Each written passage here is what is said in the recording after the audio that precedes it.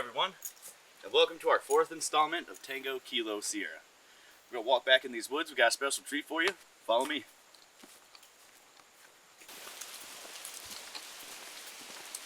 This thing has a ladder that goes up it.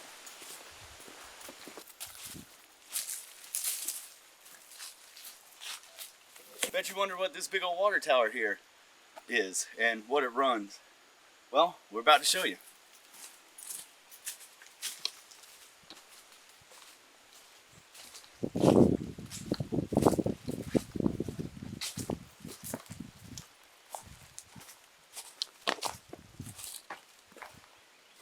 Alright, my good people, welcome to Springs Park. Originally built here and made famous in the 1940s. It was built and ran by a man that's name was Colonel Elliott Spring, and that's why it's called Spring Park. It was the very first pool of its size in the southeast, and that diving board was the very first diving board in the southeast that was as tall as it was.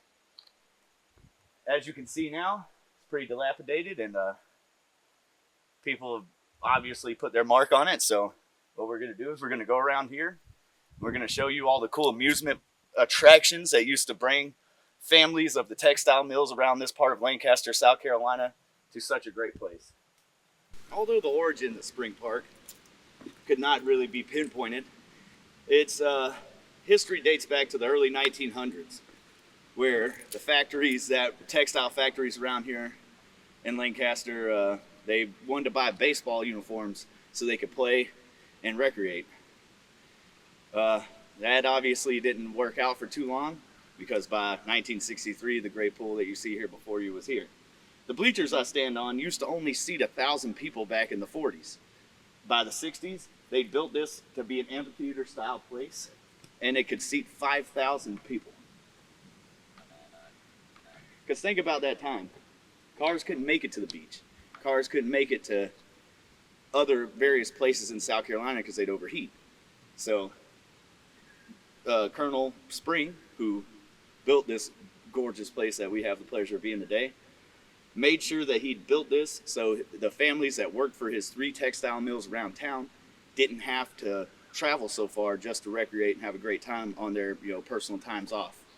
As you can see, now that we're standing at the bottom of these giant bleachers that were built here for the families back in the 60s, all the kudzu vine that's taken over the ground. I haven't seen these recently in a lot of the pictures that I've seen on the internet, but seems to be pretty invasive out here. They're everywhere.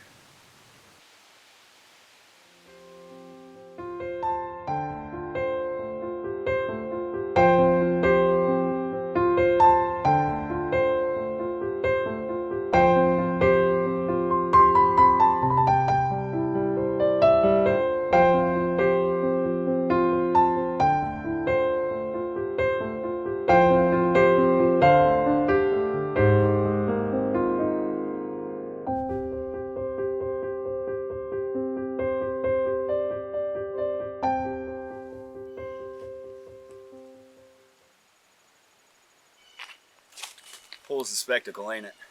As you can see here behind me, this is one of the many bathhouses and recreational houses that were out here for families to utilize, to use the restroom and change, and change their children after they had a great day of recreating out here. It's pretty crazy to see it still standing, but the roof's caved in on it. I'm gonna get a hand in here.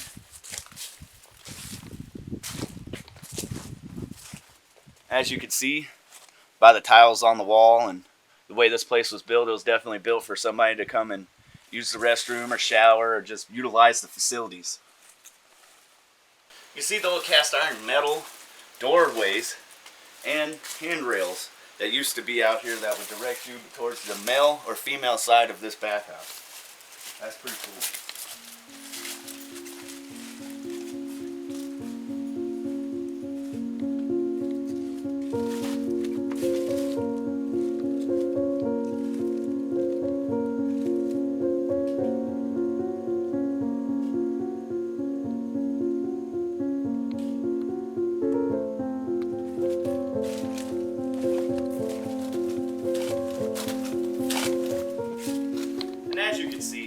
different change in color of brick and tile. This was obviously the women's bathroom. There's old electrical. If you look along the wall there are old water spigots that probably used to go to shower heads. Then there are 4 more across this back wall here. This is the only roof still standing on this place. And it's pretty rotten, so I'm pretty nervous standing next to it, I'm not even gonna lie, but it's pretty cool to see this still here after this park was abandoned in 1989. August 25th of 1989 to be exact. Over here is where they had places for your kids to play, because obviously you wouldn't want your toddler to be in a pool this size. So over here, we're going to take you up the stairs, and this is the kiddie pool. Various different depths. This one I'd say probably around 2 feet, 2.5 feet. This one here, I'd say probably around 1.5 feet, maybe 2 feet. And then this one here, I'd say probably about 3 feet. But as you can see, there's things set up in the middle that would squirt water and all that stuff. And got your 2 big drain holes here. And it seems like this would have been a really fun place to swim as a child. It was closed well before I was born though.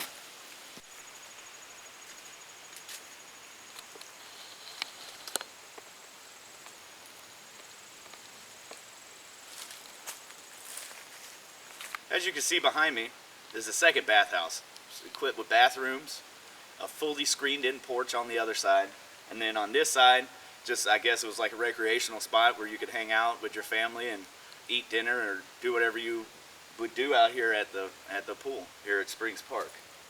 We're going to take you around and show you what's left of the place.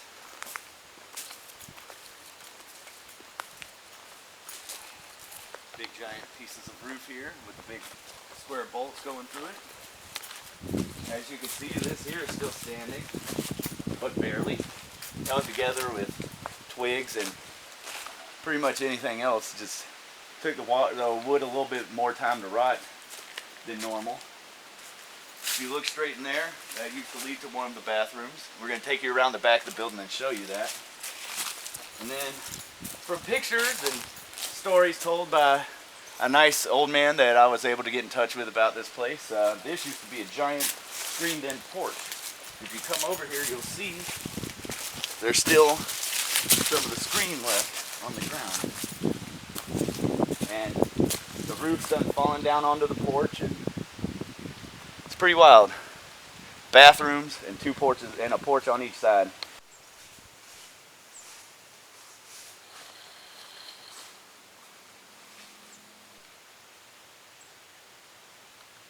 Originally erected in 1963 by architect Charles M. Graves, this pool featured 4 different diving boards, 2 on each quarter, and a state-of-the-art and special to this pool and this pool alone, 10-meter diving board.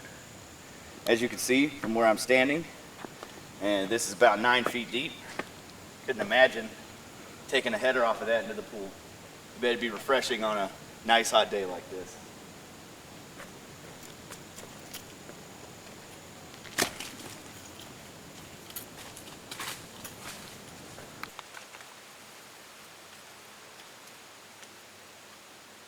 Like I said previously, originally erected in 1963 by architect Charles M. Graves, this particular diving board had hosted about 5 different jumping options. You had the 3-meter, the 5-meter, the 7.5 meter, and the 10-meter. Man, could you imagine jumping 32 feet off the top of this diving board into the water? It's a heck of a drop. But still, nevertheless, super fun and super cool. If you walk with me, you see the 16-foot deep there. Back after they closed this park in 1989, they had some crazy little kids that would come out here with their skateboards and try to do skateboarding tricks off of this big giant cavalier of a diving board. So as you can see, they took a concrete saw and they cut her down and dropped her into the pool. Not sure what year they did that, but I'm sure it kept a lot of children from needing to go to the hospital.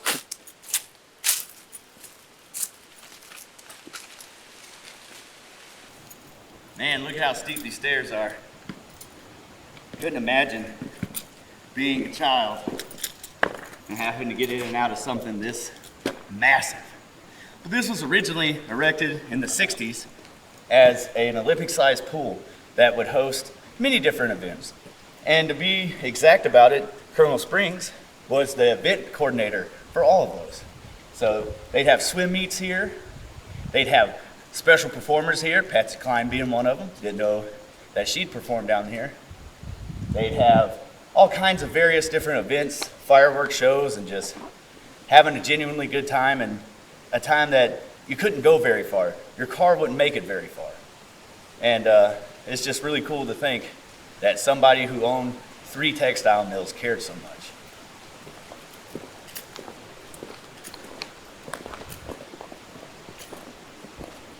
See where people's done put their tags on it and everything. Labeled it there. You're going to descend here into this giant pool. Wonder how a pumpkin vine ended up at the bottom of a 16-foot pool. Heck if that ain't one though.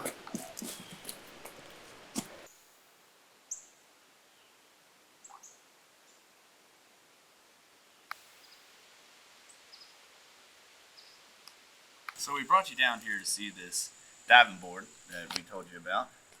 And it was a soaring showcase. That was the #1 highest diving board in the state of South Carolina and the Southeast. #3 diving board, highest diving board in the entire country. So what this had was its 10-meter jump, 7.5 meter jump, 3-meter jump, or 5-meter jump, sorry, and then at the very back right there, 3-meter. Then it had 2 adjacent diving boards that sat a meter up out of the water. So those were all jumping into 9 to 16 feet worth of water at any point in time. And to put it into perspective for you, 10 meters, just so you know, is 32 feet out of the water. And there are kids just careening off of it. Pretty cool. And as you can see, there's 2 separate windows here. Both of these windows was something that kids could dive down off of our big giant diving board here, and they could look into these various rooms that have the pumps and the filters that used to run this pool.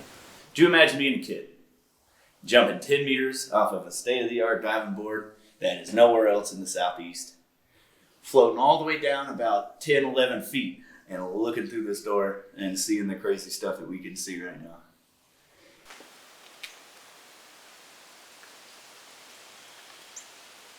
Remember those wonderful windows we were showing you earlier? Well, we're down here in what looks like a World War II era bunker, because it was built somewhere about probably 10 years after World War II. But what this house was the filters and the pumps that pumped the water from the river, filtered it and cleaned it, and pumped it into the giant pool that we've shown you previously. So we're going to take you inside of here. We're going to show you all the cool stuff. Hopefully we don't run into a spider or a mole cricket. And yeah, follow me. Big old tanks. Look at that. Oh, it's huge.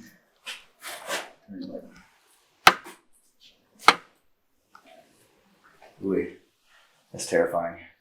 This right here probably used to be the big village pump.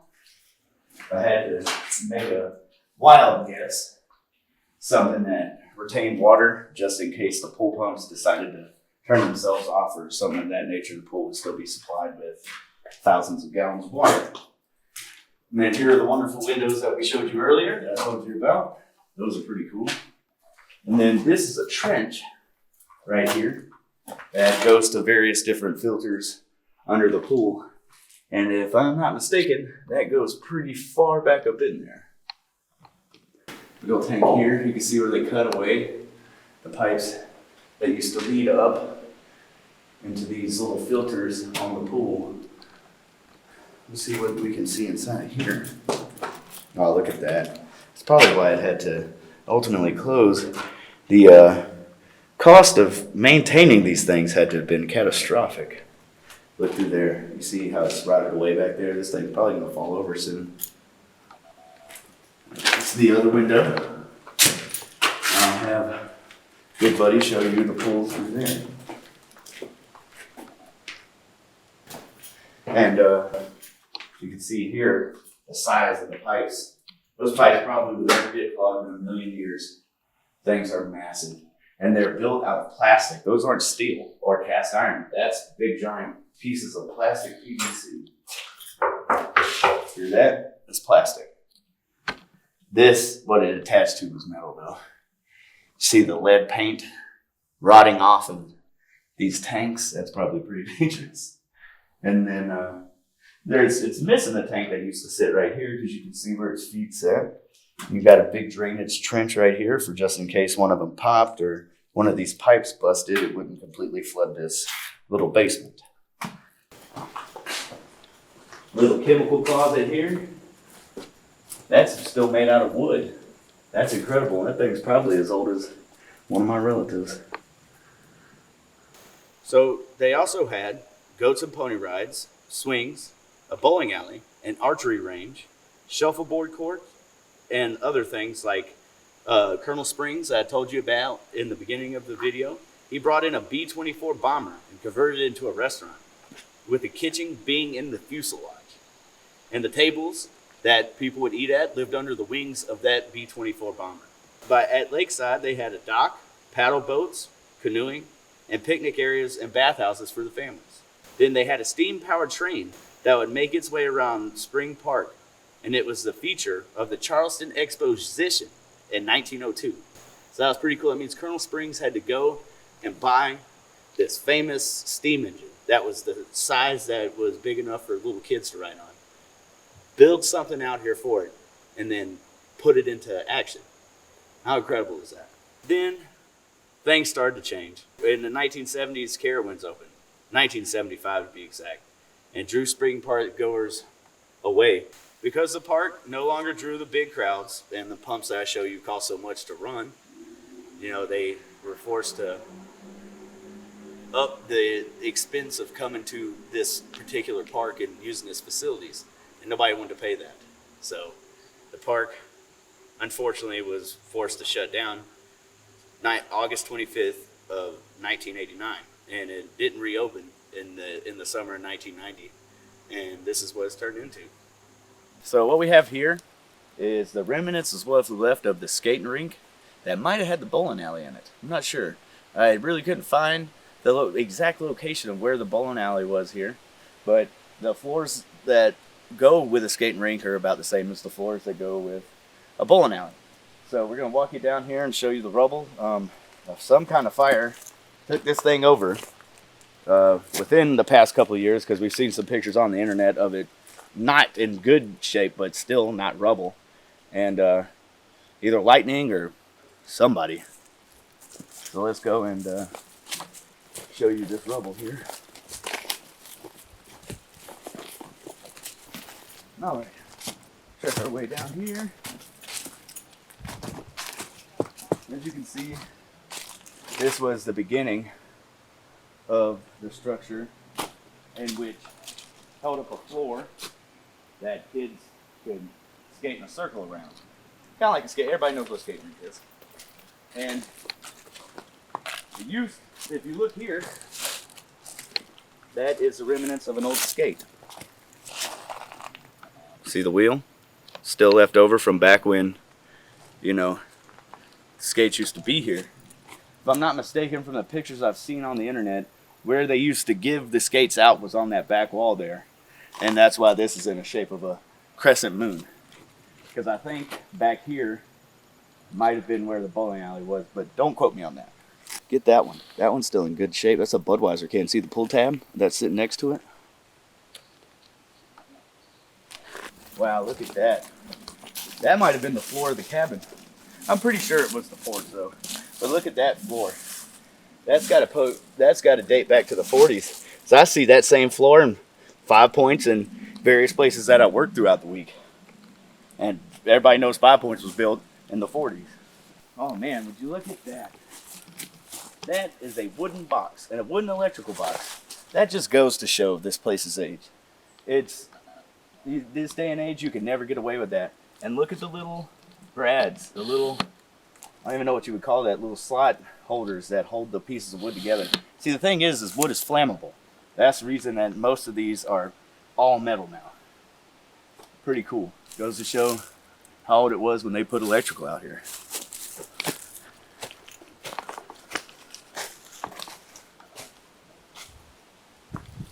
So as you can see here, this is one of the putt-putt things that are still kind of able to do something with it, and all the leaves and the wood that's rotten and stuff. So what you would do is just let it roll, jump up this hill, and then over here you have these little holes. If you missed it, it'd go down into that hole. If you made it, it'd go down that hole. And then there's a hole on the back here that shoots your little ball out. And then there used to be a little hole back here that it would absorb your ball, and boom, that's onto the next piece of putt-putt. So we walked through the woods, and we found our 7th hole here. People. Nobody wants to pack it in, nobody wants to pack it out. You know what? I'll just do it for you. So we're gonna come over here. You'll see the other astroturf here. This is the 8th hole. There goes a piece of steel sticking up. That's something you used to stand on. Then in the brush, which I'm not gonna choose to walk back to, is the 9th hole. So this is a little 9-hole, little mini golf course. How about that? That is absolutely cool.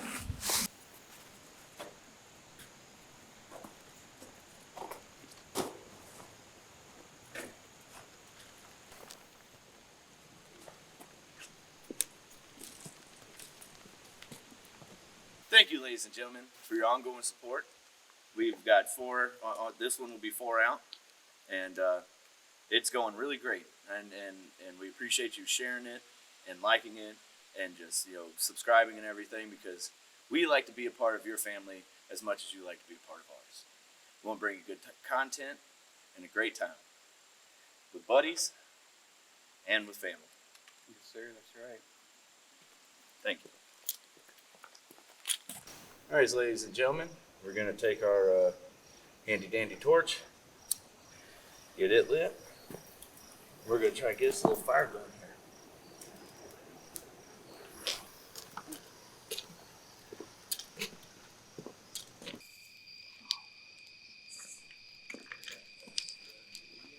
All right, ladies and gentlemen, so tonight, by popular request, we're going to prepare and try to eat a chili macaroni MRE. While I was in the Marine Corps, this thing right here was a very, very highly sought after MRE. So it should be pretty good. And let's break into it and see what they gave us today, because it's always different. All right. So let's see what we got in here first. Got us a TFF carrot pound cake. Never had one of those. Got our trusty heater that's going to be cooking our food for us tonight. We got a beverage bag. There's probably like a little Gatorade in here, or some kind of little pouch of like Kool-Aid type substance. Put it in here with a little bit of water. Fill it up to that fill line right there. Fold this over after you zip it shut. Shake it a few times. It'll make you some delicious drink when you ain't got nothing else. And this right here is your little ration pack. Comes equipped with a little moist towelette, some sugar, some toilet paper, some gum, and a little bit of coffee. We might cook that in the morning before we leave. Handy dandy MRE spoon. I know that for a fact that there's a story about a man in war getting a confirmed kill with one of these. So that's pretty cool. Then we got our handy dandy and very, very delicious cheese spread with jalapenos. We're going to put that in here with our main meal inside of our heater here. Carbohydrate electrolyte beverage powder, and it's orange. My favorite. How about some Twizzlers? When they start putting Twizzlers in MREs, this is great. I've been out of the military almost a decade, so these have really came a long way. Love Twizzlers. Those are going to be awesome. Got teriyaki beef stick. That's going to be great. Then they gave us one of these super, super dry crackers. that is the end of our MRE bag, by the way. This little thing right here is super, super useful. It not only is it sterile for if you get hurt or run up on someone who's been hurt, but it also makes great for a bowl, and that's what we're going to use it for tonight. I'll show you how to make pretty much about the most gourmet meal you can with an MRE. So we're going to go ahead and get that going. Take your main meal, slip it down in there. I have really, really big confidence that this is going to be so much better than it used to be. Let's see what I got. What we're going to do next, we're going to fold this up because this is already starting to get warm. You don't really got to wait for the steam to come out the top. This sleeve right here keeps it nice and insulated to where it can hold its heat in a lot better, kind of like I said previously, like a hot pocket. It says lean it up against a rock or something, trusty rock, or something. Boom. Teriyaki beef steak, how about that? Take this, put it right here now. Not too bad, there you go. It's god awful actually, but it'll get you through, that's for sure. Next I'll demonstrate how to do one of these drink bags. Alright, so I'm going to tear this open here. And you could even make it in here if you really wanted to, but the beverage bag is really just a really nice treat because sometimes these don't come with these and you gotta shake them up in this bag. But this right here is easier to drink out of than the edge of a, little pouch like that because these collapse really easy when they get heavy.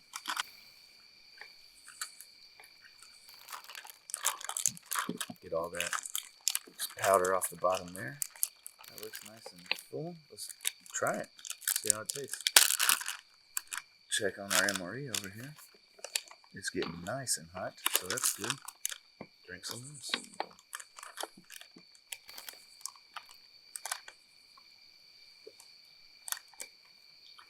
That tastes exactly like it always has. A little bit of sugar and tang, I think, is what it is. Vegetable crackers, we'll go ahead and open those. These, I'm probably going to choose to crack and break up and use for our MRE bowl. I guess I'll go ahead and show you how you make an MRE bowl here. Turn this thing inside out. Make sure you got everything out of here. Sounds like I forgot the crushed red pepper. How about that? That's awesome. Fold it a few more times. Telling you, when I learned this and was taught this by one of my superiors in the military, it changed my whole entire world on what I thought about an MRE and how it ate and cooked. Got the sleeve folded up and our bowl ready to go. Just little bite-sized little croutons for the chili mac. Gonna get our main course meal out here. Remember, that's super hot, and how they keep these little bags from burning I never figured out, but it's pretty cool if you ask me. See the steam coming out of there? That thing is warm. Remember to always cut away from yourself. Pour it in there. Same old gross looking stuff.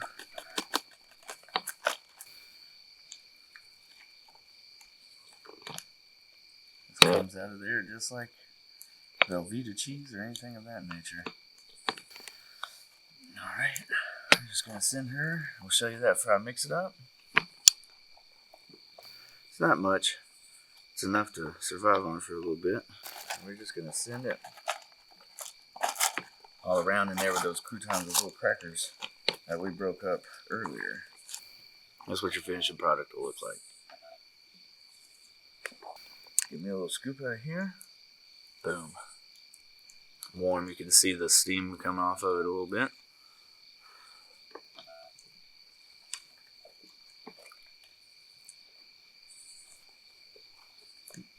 Not the worst. There are some really, really, really bad MREs, but this one here, with the jalapeno cheese, phenomenal.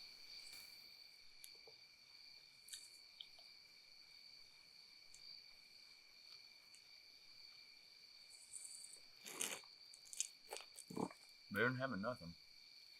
This little bowl makes it a lot easier than eating it out of this little pouch here. So, and it just packs away and folds away, and you can put all your trash back in here when you're done with it. So it's really not that bad of a deal. Well, ladies and gentlemen, time to get some sleep. Got the last bit of our campfire going. Should be a good night, and shouldn't have no problems with anything really. Minimum bugs. Got our thermocell going. Thank God for that thing. Well, we'll see you in the morning. Y'all have a good night.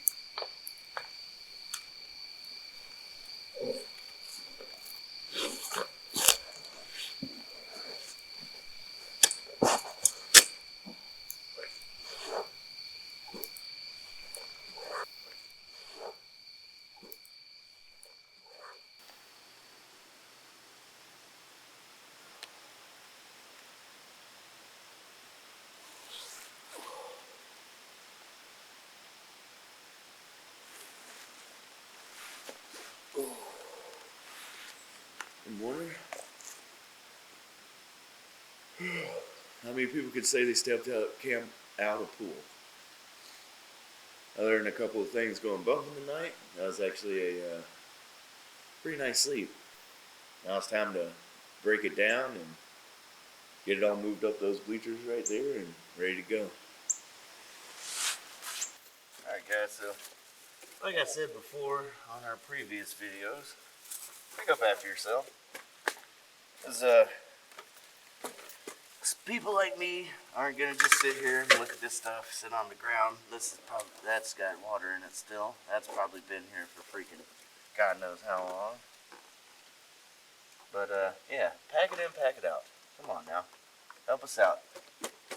Keep the wilderness beautiful. Because people like me and Good Buddy are the ones that have to clean up after you. It's just kind of a mean thing to do to somebody who's just out here trying to enjoy themselves. Because we ain't gonna leave no trash. That's pretty much our number one freaking motto. You pack it in, you pack it out. Think about the history here. Really would have loved to have seen this place in action. But at least we got to use it for what it was put here for. Recreation and getting away from the old 9 to 5, you know? So, this was a great camp. I'll definitely be back here. It was probably one of the best camps I've done so far as comfort and, you know, having a little fire going and being close to the fire. And, yeah, so we'll find another good place and we'll see you next time.